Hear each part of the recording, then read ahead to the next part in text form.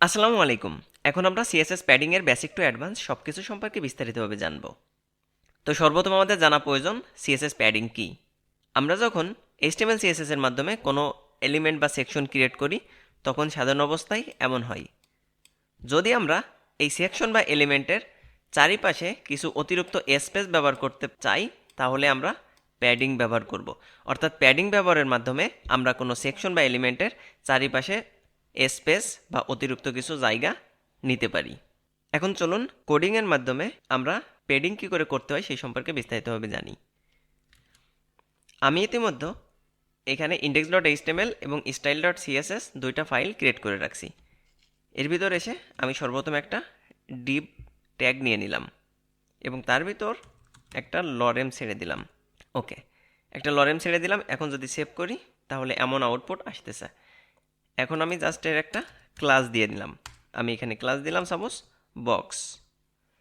এখন সিএসএস চলে আসলাম, এসে যেহেতু আমাদের বক্স সিলেক্ট করতে হবে, ওটা আসলে একটা ক্লাস, সুতরাং ডট বক্স। আমরা ওই বক্স ক্লাসটা সিলেক্ট করে নিলাম। এখন এর একটা ব্যাকগ্রাউন্ড কালার দিয়ে দিলাম।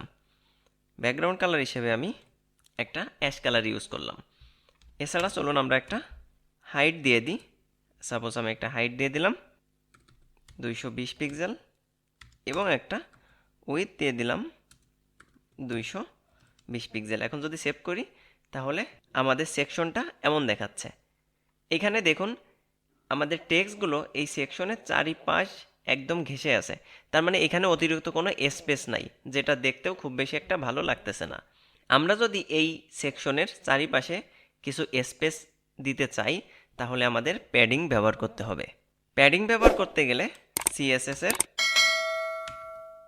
প্যাডিং প্রপার্টি ব্যবহার করতে হয়। জাস্ট লিখে দিতে হয় প্যাডিং, আর তারপর কত পিক্সেল প্যাডিং দেব বা কতটুক প্যাডিং দেব সেটি বলে দিতে হয়। যেমন আমি এখানে বলে দিলাম 20 পিক্সেল। তাহলে এখন যদি সেভ করি দেখুন চারিপাশে কিন্তু 20 পিক্সেল জায়গা নিয়ে নিছে। আপনার মনে হতে পারে নিচে একটু বেশি জায়গা নিছে, আসলে আমাদের কন্টেন্ট কম থাকার কারণে এটি মনে হচ্ছে।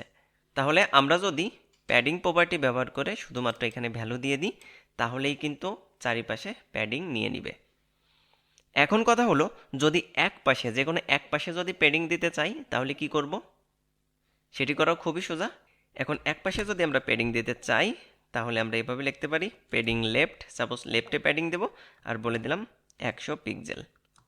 তাহলে দেখুন এই প্যাডিং থাকার কারণে আমার যেটা হয়েছিল চারিপাশে 20 পিক্সেল করে প্যাডিং নিছিল সেটি এখনও আছে, কিন্তু যেহেতু আমরা এর পরবর্তীতে এসে বলে দিলাম যে প্যাডিং লেফট 100, তার মানে সবাই 20 পিক্সেল আছে কিন্তু শুধুমাত্র লেফটে আছে এখন 100 পিক্সেল। অর্থাৎ আমরা নির্দিষ্ট এক পাশে যদি প্যাডিং দিতে চাই তাহলে আমরা শুধুমাত্র বলে দিতে পারি padding left, padding top, padding right বা প্যাডিং বটম। যেমন আমি এখন চাচ্ছি রাইটে 50 পিক্সেল প্যাডিং দিতে, তাহলে কি করব, বলে দিলাম প্যাডিং রাইট 50 পিক্সেল। ওকে, এখন সেভ করলে দেখেন রাইট পাশে 50 পিক্সেল হয়ে গেছে। এরপর আমি যদি চাই যে আমার টপে কোনো প্যাডিং দেব না তাহলে কি করব, প্যাডিং টপ 0 পিক্সেল। দেখুন টপে কোনো প্যাডিং নেই। আবার যদি এখান থেকে চাইতাম এরকম যে 100 পিক্সেল হোক তাহলেও কিন্তু এটা আমরা কন্ট্রোল করতে পারতাম। এবং আমরা যদি এখন চাই যে প্যাডিং বটম অর্থাৎ নিচেই কিছু প্যাডিং দেব তাহলে যেমন আমি বলে দিলাম 20 পিক্সেল। তাহলে এই বটমে 20 পিক্সেল। আমি যদি আরও বাড়াই দিয়ে 200 পিক্সেল করে দিতাম এভাবে তাহলে দেখুন নিচেই 200 পিক্সেল জায়গা নিচে। আচ্ছা আমি এখানে 10 পিক্সেল করে দিলাম, যার ফলে এখানে 10 পিক্সেল হয়েছে। তার মানে আমরা যদি শুধু প্যাডিং প্রপার্টি ব্যবহার করি তাহলে চারিপাশে প্যাডিং নেই, কিন্তু আমরা যদি padding left, right, top, bottom individually বলে দিই তাহলে সেই নির্দিষ্ট জায়গাতে আমাদের প্যাডিংটা নেবে। এখন মজার বিষয় হলো আমরা শুধুমাত্র এক প্যাডিং প্রপার্টি ব্যবহার করেই এই লেফট, রাইট, টপ, বটমে আমরা প্যাডিং দিতে পারি। সেটি কিভাবে দিতে পারি চলুন এখন জেনে আসা যাক। এটি জানার জন্য আমি এই প্রপার্টিগুলোকে কমেন্টস করে রাখলাম। এখন এসে শুধুমাত্র প্যাডিং এই প্রপার্টিটাই ব্যবহার করলাম। তারপর এখানে বলে দিলাম সাপোজ 10 পিক্সেল।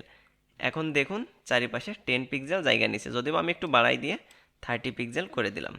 তার মানে চারিপাশে 30 পিক্সেল জায়গা নিছে। এরপর দেখুন আমি যদি এখানে আবারও আরেকটা ভ্যালু দিয়ে স্পেস দিয়ে 100 পিক্সেল, তাহলে দেখুন তো কি হলো, টপ আর বটমে নিচে 30 পিক্সেল, লেফট আর রাইটে নিচে 100 পিক্সেল। আমরা একটা, দুইটা, তিনটা, চারটা এইভাবে ভ্যালু দিতে পারি। তো এখানে কি হচ্ছে সেই সম্পর্কে আমরা আরেকটু বিস্তারিতভাবে জেনে আসি।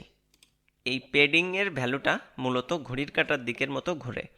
যেমন আমরা যদি কখনো একটা ভ্যালু দিই তখন সেটি সর্বপ্রথম কি করে, যেমন আমি বলে দিলাম প্যাডিংয়ের একটা ভ্যালু 10 পিক্সেল। ওকে, তাহলে কি করবে, এই 10 পিক্সেল এসে এখানে বসাবে, রাইটে বসাবে, তারপর এসে বটমে বসাবে এবং সর্বশেষ এসে লেফটে বসাবে।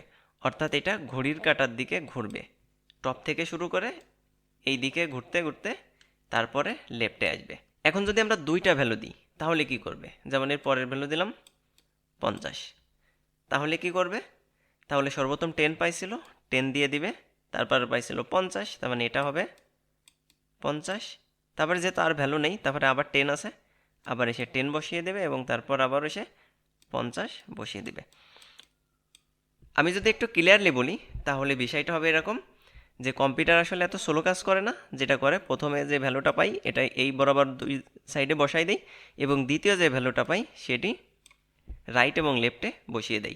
সুতরাং প্রথমে যে 10 পাইছিল সেই 10 টপ আর বটম অর্থাৎ চারপাশে বসাই দিয়েছিল বা টপ আর বটমে বসানো, আর তারপরে দ্বিতীয় যে 50 ভ্যালুটা পাইছিল এটা কি করেছে, রাইট এবং লেফটে বসিয়ে দিছে। যার কারণে আমরা বলতে পারি যদি প্যাডিংয়ে আমরা দুইটা ভ্যালু দিই তাহলে প্রথমটা টপ আর বটম এবং দ্বিতীয়টা রাইট এবং লেফট। যার ফলে এখন যদি আমি আউটপুটে আসি তাহলে দেখতে পাচ্ছি প্রথমটা যে ভ্যালুটা দিয়েছিলাম এটা হলো টপ আর বটমে হয়েছে এবং তার পরের যে ভ্যালুটা সেটি হয়েছে রাইট এবং লেফট। এখন কথা হলো আমি যদি আরও একটা ভ্যালু এভাবে দিয়ে দিই 200 পিক্সেল, এই ভ্যালুটা কোথায় যাবে? দেখুন এই ভ্যালুটা যখন আমরা সেভ করব তখন সেই ভ্যালুটা যাচ্ছে বটমে। কেন এই ভ্যালুটা বটমে গেল চলুন তো এখানে এসে আমরা আবার দেখে নিই। এরপরে আমরা দিয়েছিলাম সাপোজ 200 পিক্সেল, তাহলে কি হলো, সর্বপ্রথম 10 পেয়ে উপর নিচে 10 বসিয়ে দিল, তারপর 50 পেয়ে রাইট এবং লেফটে বসিয়ে দিল, আর তারপর পেয়েছিল 200। এই 200টা আসলে এখানে এসে বসিয়ে দিল। ওকে, তার মানে আমাদের মূলত প্যাডিংয়ের ভ্যালু দেওয়া উচিত 4টা। যদি একটা দিই সেই একটা 4টা জায়গায় বসাই দিই, যদি দুইটা দিই তাহলে প্রথমটা টপ আর বটম, পরেরটা রাইট আর লেফট বসিয়ে দেই, এবং যদি আমরা 3টা ভ্যালু দিই তাহলে প্রথমটা টপ, দ্বিতীয়টা রাইট, তারপরেরটা বটমে বসাই। আর যদি আমরা 4টা ভ্যালু দিই তাহলে প্রথমটা টপ, তারপরে রাইট, তারপরে বটম এবং সর্বশেষটা লেফটে বসাই। প্রফেশনালভাবে কাজ করতে গেলে সাধারণ অবস্থায় 4টা, 1টা এবং 2টা প্রপার্টি ব্যবহার করা হয়। এভাবে 3টা খুবই কম ব্যবহার করা হয়, যেমন সাধারণত এমন ব্যবহার করা হয়। যদি আমরা চাই যে চারিপাশে 20 পিক্সেল হবে তাহলে আমরা বলে দিলাম এখানে 20 পিক্সেল, চারিপাশে 20 পিক্সেল হয়ে গেল। বা কখনো আমাদের প্রয়োজন পড়তে পারে টপ আর বটমে 20 পিক্সেল হবে আর লেফট আর রাইট হবে 100 পিক্সেল, তাহলে আমরা এমন ব্যবহার করি। এখন বেশিরভাগ ক্ষেত্রে আবার প্রফেশনালভাবে কোড করতে গেলে আমরা 4টা ভ্যালুই ব্যবহার করি। যেমন আমি বলে দিলাম টপে 200 পিক্সেল, তারপর রাইটে 100 পিক্সেল, তারপরেরটা টপ রাইট, তারপরেরটা হবে বটম, যেহেতু ঘড়ি কাটার দিক ঘুরতেছে বটমে সাপোজ আমি কোনো কিছু দিলাম না, আর তারপরে দিলাম লেফটে, তো লেফটে আমি বলে দিলাম 20 পিক্সেল, ব্যাস হয়ে গেল। এটি হলো সবথেকে ভালো পদ্ধতি। সুতরাং আপনি 4টা ভ্যালুই ব্যবহার করতে পারেন। এখন যেখানে যত দিতে চান দেন, আর যদি না দিতে চান 0 রাখেন। আর যদি চারিপাশে সমান ব্যবহার করতে চান তাহলে শুধুমাত্র একটা ভ্যালুই ব্যবহার করতে পারেন। তো আশা করি আপনারা বুঝতে পারছেন। যদি কোনো কোশ্চেন থাকে অবশ্যই কমেন্টস করবেন, আমি রিপ্লাই দেওয়ার চেষ্টা করব। পরবর্তী ভিডিওতে আমরা মার্জিন সম্পর্কে বিস্তারিতভাবে জানব। তো সে পর্যন্ত সবাই ভালো থাকবেন। আল্লাহ হাফেজ।